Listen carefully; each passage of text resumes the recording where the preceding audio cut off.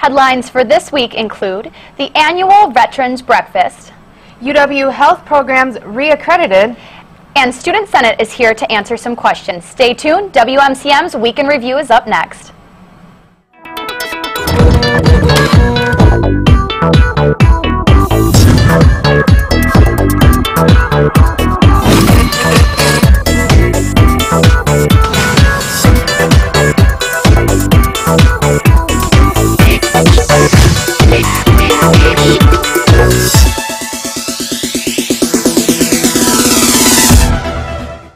Hello, and thanks for watching WMCM's Week in Review.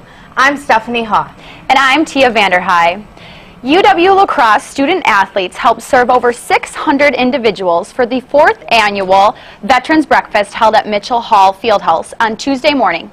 The president of the Freedom Honor Flight, Pat Stevens, discovered a lack of Veterans Day events in the greater La Crosse area and worked to collaborate with local regions, VFWs, to make something happen. The Freedom Honor Flight is a program that flies veterans to Washington, D.C. to see monuments in their honor. 2 UWL programs that prepare students to become public health and community health education professionals were recently reaccredited by the Council on Education for Public Health. UWL's Masters of Public Health and Bachelors of Science in Community Health Education programs were thoroughly evaluated based on a number of criteria, including the program's missions, degree offerings, required competencies, research, service, recruitment, career counseling, and more.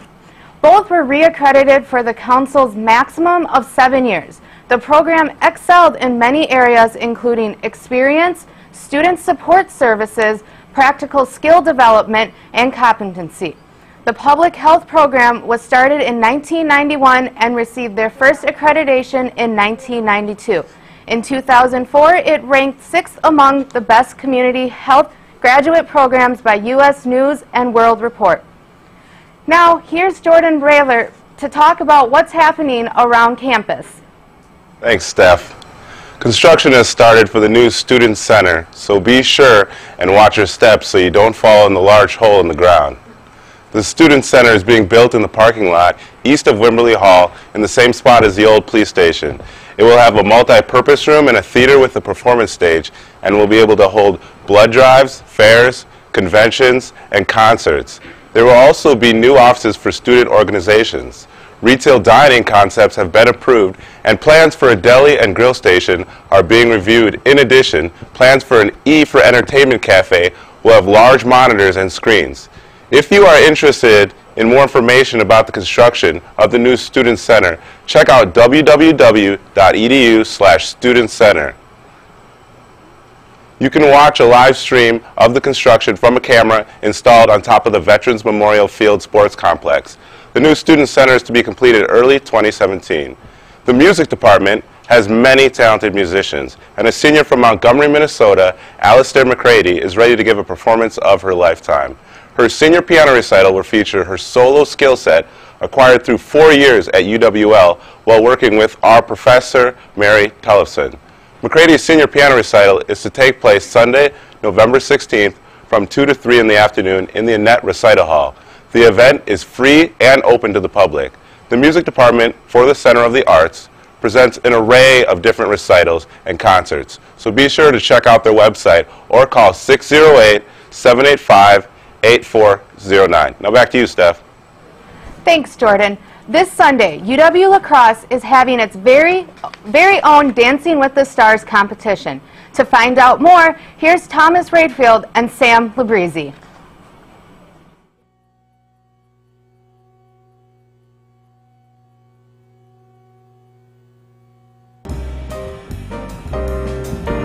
This coming Sunday, La Crosse is holding its very own Dancing with the Stars competition. And to find out more, we interviewed Katie Pence. We started planning this event over summer, Bethany, Shore, and I, the 2 co-captains. The Stars and their partners have been working together for about 2 months now. We have 6 pros from the ballroom team that'll be dancing with 6 different stars on campus, but it's really been a whole team effort to bring the event together. The stars are Alex Jors, Jenny McCool, Jude Legist, Katie Wagner, Nick Tuitt, and Michelle Pinzel. We have 2 different rounds. The first round is going to be all smooth styles like waltz, tango, foxtrot. The second round will consist of rhythm dances such as swing, salsa, and cha-cha. Each routine is between 1.5 minutes to 2 minutes, and you'll see a special performance by all of the professionals at the end of the show. The second annual Dancing with the Stars will take place Sunday, November 16th from 3 to 6 p.m. in Valhalla Cartwright. You can purchase tickets from the Cartwright info counter, $3 for students, $5 for community members. Tickets go up in price, $2 the day of the show. Staff, faculty, and other prominent UWL stars will join our pros from the UWL Ballroom Dance Team to compete for the title of UWL's Best Ballroom Dancer. Just like the real Dancing with the Stars, audience members will cast votes to help their favorite couple claim the championship. Reporting for WMCM, this is Sam Labrizzi and Thomas Rayfeld. Thanks, guys. A program within the Hall of Honor in the UWL Veterans Memorial Field Sports Complex on Tuesday featured stories, pictures, and hard-hitting war history of Wisconsin veterans. The hall was dedicated in September of 2009 and showcases slideshows of war history and veterans on a touchscreen. If you or someone you know is interested in sharing information about a Wisconsin veteran, send the service member's name, rank, military branch, and dates of service to the UWL Foundation at foundation@uwlax.edu or call 877-895-3863. Stop by and learn about the area veterans and their stories. The hall is open from 8 in the morning until 4:30 in the evening, Monday through Friday, and is located within the entrance of the Roger Herring Stadium. Admission is free. The Coulee Region Humane Society has many pets in need of loving homes. Here are some of the animals available in this week's edition of Perfect Pets.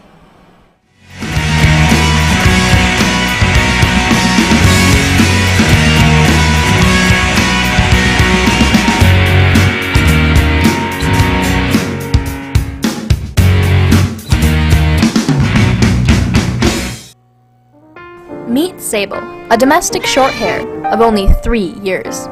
She doesn't mind roaming around. Just look at her stunning black coat. This is Chief, a Labrador mix of 6 years. He's great at doing tricks. Meet the Curious Callie. This kitty is a 1-year-old domestic short-hair. She's playful and, of course, always on the run. To find out more about adoption for these pets or others, contact the Coulee Region Humane Society at 781-4014. Again, the phone number for the Coulee Region Humane Society is 781-4014. A UWL presentation will feature a former skinhead speaking about his experience. On Tuesday, November 18th at 7:30 p.m. in Valhalla, Frank Mink will share stories about how he became one of the most notorious skinhead gang leaders of the East Coast and how a trip to prison made him question his hatred. Mink is now part of Harmony Through Hockey, a hate prevention program. He also advocated the Anti-Defamation League on multiple national networks, including MTV. Mink's talk is part of the Campus Activity Board series. Advance tickets are $3 for students and $5 for others. Tickets can be purchased day of, and prices will be $6 for students and $10 for others. For more information about Mink, visit frankmink.com for tickets, or for more information, contact the Cartwright Information Counter at 608-785-5887 or visit uwlax.edu/cab. Is your stress affecting your health? UW La Crosse biology professor Sume Liu has been working on gut-related research for almost 35 years. She received a $337,500 grant from the National Institutes of Health in August to study a specific type of neurotransmitter released in the gut in response to stress. This 3-year grant will allow Lou and her team the ability to take a closer look at the neurons that control the gut in hopes of discovering information to treat stress-related disorders. The gut also has an ability to hibernate, which helps to slow movement, drop the heart rate, and cools the body temperature. This function could potentially open up a new window of time for organ transplants. Best of luck to Professor Sume Liu and her team. We look forward to hearing updates on as they continue their research. Now, here's Ashley and Stephanie as they check out Cabin Coffee in a segment we like to call Exploring La Crosse.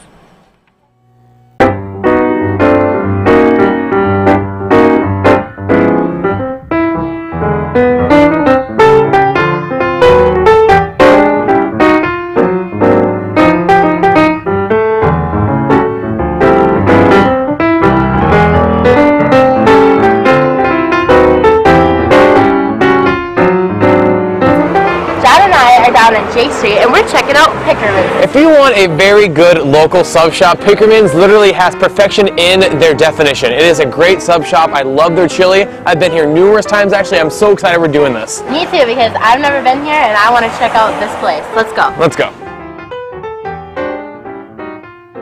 Pickerman's is a relaxing, friendly soup and sandwich restaurant. It is the perfect place to enjoy lunch.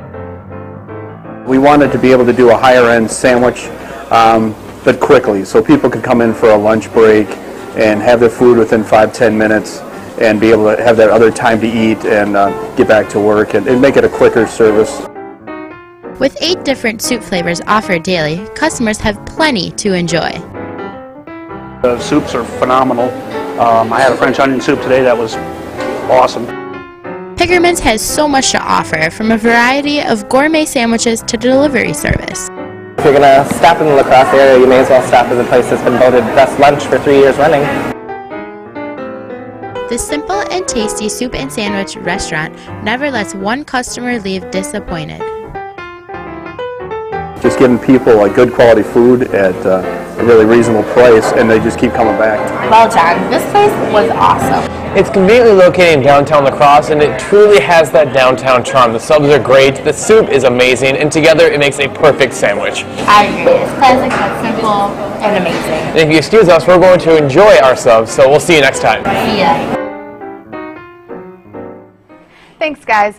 Winter weather is here, and UWL wants you to be safe. UWL implements its inclement weather plan when conditions make travel dangerous or other events cause serious safety concerns. During deteriorating weather conditions, it should be assumed that scheduled activities will continue unless an official announcement is made via university communication and university police. Those who travel to or from campus should use their judgment as to whether or not such travel is wise. When the plan is implemented, look to the following for changes to the university schedule: UWL homepage, email, social media updates via media for Code Red, and on local media outlets. You can find out more on the weather plans by heading to the homepage and doing a search for weather. Each week, the WMCM crew goes out and talks to your fellow peers in a segment we call Campus Insight. This week, they asked students for their reactions of the first snowfall. Here at the University of Wisconsin-La Crosse, obviously you can see that it snowed. So for Campus Insight this week, we're asking students what were their reactions of the first snow. So what was your first reaction to the snow? I thought it was very pretty and it kind of got me in the holiday mood, but I think it's still kind of a little early for snow. I wish it would have postponed itself a little bit longer. I was excited because I like snow, but then I realized that I had to walk through it, so I wasn't very happy. My reaction to the snow? I know I'm not allowed to say on camera, but it was pretty bad. I was really not expecting the snow whatsoever. At first, I was a little bit upset because it's really cold, but now I'm trying to embrace it. You know, it's something that happens every year. You know, it's not really a surprise, but you know, I kind of like snow. Looks nice and adds a little different feel. Well, I kind of have a love-hate relationship with snow. I've lived in Wisconsin my whole life, so I really love it. It's beautiful. I see God's creation in it, but I don't like the cold, so. For Campus Insight, this has been Emily Plahetka and Jade Baumgartner. Back to you. Thanks, guys. Look for the WMCM crew around campus for a chance to have your opinions heard on next week's Campus Insight. And now, here's Ty Bjornson with a movie review of Superman. In December 1978, filmmaker Richard Donner unleashed on U.S. film audiences the Oscar-nominated Superman the movie. The film was the first of its kind, not only in terms of the day's technical innovation, but in showing that a movie about a comic book character could become a moneymaker in Hollywood. Superman also fathered a subsequent multi-billion-dollar film genre, and on that note, let's take a look at this film trailer for Superman the movie.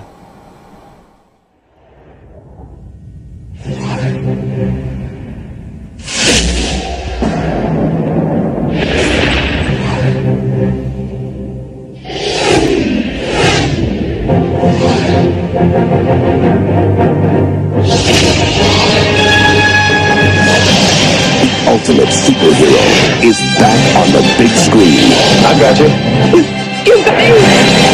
Who's got you? The epic blockbuster returns, restored and remastered to its original brilliance, with footage never before seen on the big screen.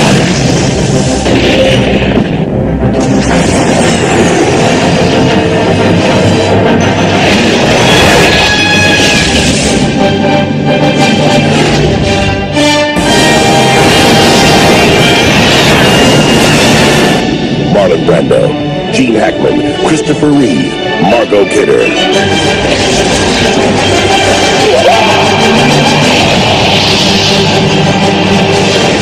Superman the movie. Take flight, spring 2001. Superman was one of the best cinematic surprises of the late 1970s. Newcomer Christopher Reeve handled the dual role of mild-mannered news reporter Clark Kent and his alter ego Superman with humor, depth, warmth, and tremendous charisma. Actress Margot Kidder is perfect as the determined Lois Lane, who would win the Man of Steel's heart. Actors Marlon Brando and Gene Hackman are also in the cast. Today, Superman is still grand, with vistas and visions of subtlety, imagination, simplicity, and wonder, with beautiful panoramics of Kansas wheat fields, skylines, the Southwest, and towering skyscrapers. The film's imaginative set designs include the crystalline planet Krypton, the Arctic fortress of Solitude, and villain Lex Luthor's subterranean lair, which owes much in design to Grand Central Station. Everything is balanced by a witty script with great dialogue, comedy, romance, and a memorable John Williams music score performed by the London Symphony Orchestra. Richard Donner and company made not just a great comic book-inspired feature, but a wonderful, involving, and sweetly haunting film that has stood and will continue to stand the test of time. Superman still soars high and is 4 out of 4 stars entertainment. Please stay tuned. Weather is next.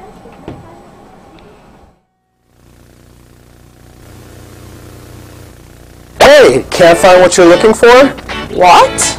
You can find what you're looking for and more at WMCM. WMCM TV has plenty of shows you can view at your pleasure. There's Profile, where we interview people throughout the community. Or, if you like sports, we have Sports Talk Live and Sports Scene. And if you're into celebrity gossip, that's why we have Afternoon Delight. Well, that all looks great, but I'm on a computer, not a TV. I bet you guys don't have a way for me to watch this stuff on a computer. Oh, we have that covered too. Just go to WMCMTV.com for all the updates. Wow, that solves all my problems. Thanks, WMCM Genie.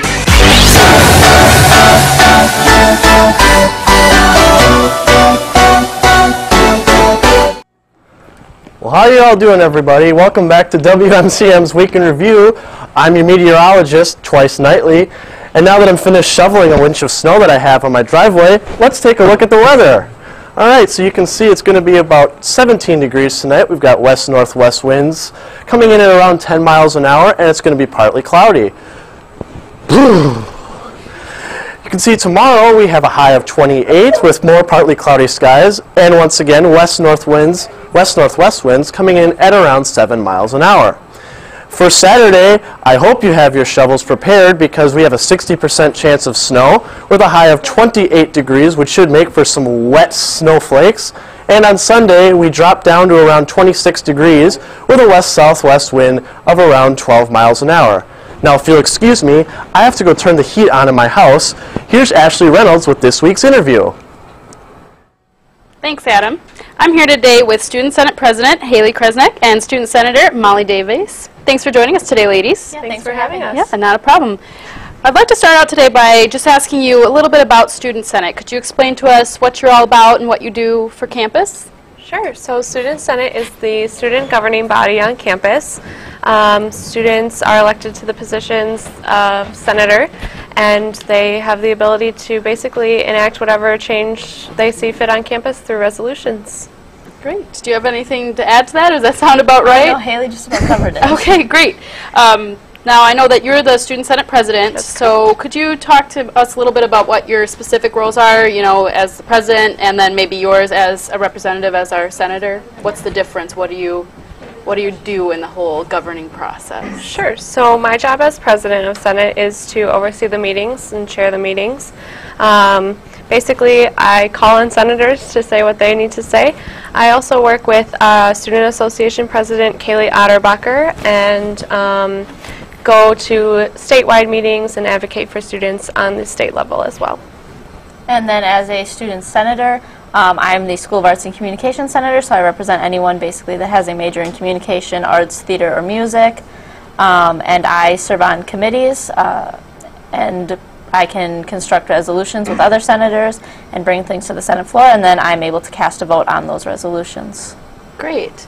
And you said it's a student of arts and communication. That's the representative, that's what you represent. So there's 3 different colleges, and every college has a representative, and then there are representatives for various organizations. How many representatives do we have total? Full Senate body has 35 representatives, but our body currently has 31. So if any of you watching are grad students and interested in being on Student Senate, contact me. Great. Are there different responsibilities for the different representatives? Like, is there a difference between the ones that represent the organizations, or is it pretty much the same as if you're representing one of the colleges? So the basic duties of every student senator is to go back to the population that they represent and to relay things that are happening in Senate, and then bringing the messages from those students back to the Senate body when they are speaking on resolutions, and then when they cast their vote, they do that in mind of the people that they represent. Okay. So it's very similar whether you are the School of Arts and Communications senator, a Science and Health senator, a Residence Hall senator, or a senator for an organization. Your basic duty is to be a liaison between the students and then the governing body. Right, so the voice for the students that you're representing. That's great. What are some specific issues you've been dealing with this semester? Some things that have been pretty prevalent in your agenda lately? So just last night we passed 2 resolutions that are in regards to East Ave, which runs from about the Cleary Alumni Center then to Cartwright, that's that road. And we passed 2 resolutions, one asking for stop signs to be put in at Farwell Street, and then for the other to be asking for the speed limit to be reduced from 25 to 15. So we're trying to take proactive approaches at ensuring safety once the new student center is open, because the pedestrian traffic will be moving from Cartwright to the new scene of the student center, and we want to ensure people's safety in that area. So that's what we passed last night. Great. Do you have anything to add to the list of things that you've been dealing with this semester? We are always looking for things to take on, especially opinions from the student body. So really, the sky's the limit with that. If anybody has anything they want to see on campus changed, we can work to get that done.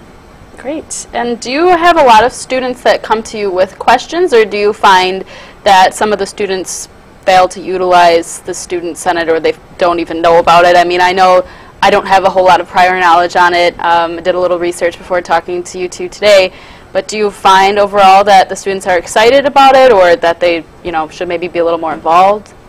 Everybody has something that they want to see changed on campus. I think it's easier for us to reach out to students rather than for them to come to us, since there's more of them than there are of us. Very true. So we actually recently held an event in the Hall of Nations where students could come, grab some lunch with senators, talk to them, tell us what they wanted to see, and we find that that works pretty well, getting ideas for senators to work on. Cool. And you mentioned that you work on some committees, and that's required of the student senators, correct? What committees do you work on? So I am the chair of the Student Services and Buildings Committee, and that's the committee that oversees policies regarding Cartwright Center, the Rec, and Whitney. So currently in that committee we are looking at how inclusive the environments are that surround Cartwright Center specifically, making sure that people with different abilities are able to function well in those environments and that people are able to study in those environments. And then I sit on SUFAC, which is the committee that deals with allocating student fees. So we are currently in the budgeting process there and trying to allocate all of our budgets while being fair and helping everyone's organizations to grow and prosper as they need. It sounds like we both do a lot for the campus, a lot for student government, and that's great. Unfortunately, this is all the time we have for today's interview. Thank you so much for being with us today. We're going to take a quick break and look at those adorable perfect pets. Stay tuned.